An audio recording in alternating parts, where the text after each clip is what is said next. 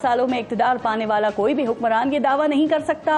कि वो इस फैज़ के बगैर ही वज़ीर आज़म बन गया था या इक़्तिदार तक पहुंचने के लिए उसकी अपनी मेहनत या मकबूलियत ही सब कुछ थी। हाँ, फैज़ पाकर वज़ीर आज़म बनने के बाद और फैज़ से महरूम होने के बाद अवामी लीडर बनने की कहानियाँ हमारी सियासत में ज़रूर मौजूद हैं।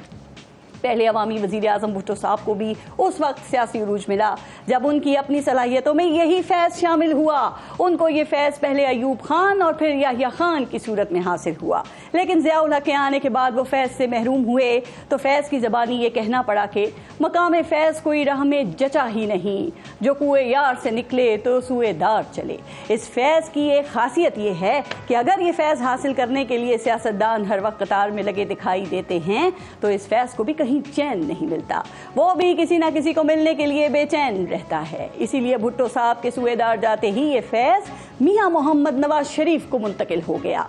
इस फैज़ की राह में ऊंच नीच आई, लेकिन ये फैज़ ज़िया-उल हक़ के बाद भी किसी न किसी शक्ल में जारी रहा और फिर 2011 में कहा जाता है कि इस फैज़ को गौहर शनास निगाह ने बानी पाकिस्तान तहरीक इंसाफ का इंतखाब कर लिया और बानी पीटीआई इतने खुशकिस्मत निकले कि उनको सिर्फ काम का ही नहीं नाम का फैज़ भी मिल गया। इस फैज़ ने न सिर्फ बानी पाकिस्तान तहरीक इंसाफ को इक़्तिदार की मेराज तक पहुंचाने में साथ दिया और उस साथ के साथ साथ हुकूमती और इक़्तिदारी ताकत से मुबैना तौर पर खुद को भी फैज़याब करने के उन पर इल्ज़ामात लगते रहे। इस फैज़ की बानी पीटीआई से जब इस फैज़ को दूर किया गया तो वो एक अदम एतमाद से ही ढेर होकर जेल चले गए। उनके जेल जाने के 1 साल बाद फैज़ भी इसी रास्ते का मुसाफिर है, लेकिन बानी पाकिस्तान तहरीक इंसाफ की तरफ से खुद को अलग करने पर वक़ौल अमजद इस्लाम अमजद सूरत हाल ये है कि वो अब जो देख के पहचानते नहीं अमजद है कल की बात, ये लगते थे कुछ हमारे भी। और साहिल लुधियानवी की नज़र में कुछ यूं कि मतलब निकल गया तो पहचानते नहीं,